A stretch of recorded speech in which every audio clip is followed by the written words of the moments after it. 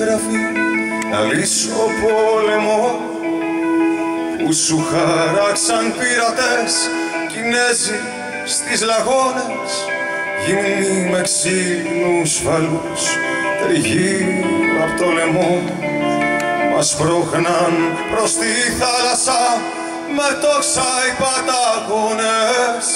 Κόκαλο ρίξε στο σκυλί το μαύρο παλιχτά και στείλε τη φιγούρα μας στον πειρατή ρεκάλο.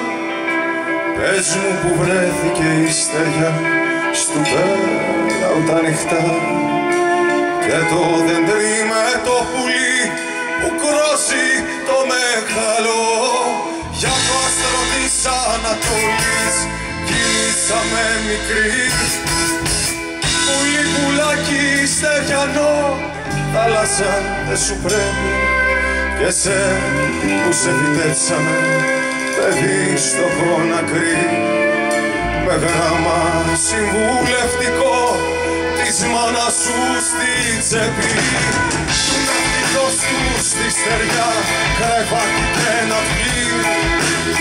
Όλο τον κόσμο γύρισες, μα τίποτα δεν είδες. Μες στο μετάξι κρύβοντα της ίδιας η σκορπή και φέρναγε της νοτιάς την πλώρη αμμοδιάκριτες. Σημάδι μαύρο απόμεινε κι ας έσπασε ο χαλκάς. Στην αγορά τα λιτσεριού δεμένη να σε σύρω και φίλησε ο μικρός θεός μια νύχτα το νικάς. Στο Αιγαίο τα γάλανα νερά δυο μίλια ως αφήσιρο.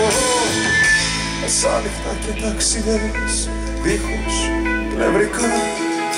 Σκιάζεσαι μήπως στο γυαλό τα φώτα σε προδίνουν, μα πρίμα πλώρα μόναση πατάς στοχαστικά, κρατώντας στα χεράκια σου το λιχνό το αλαβινού.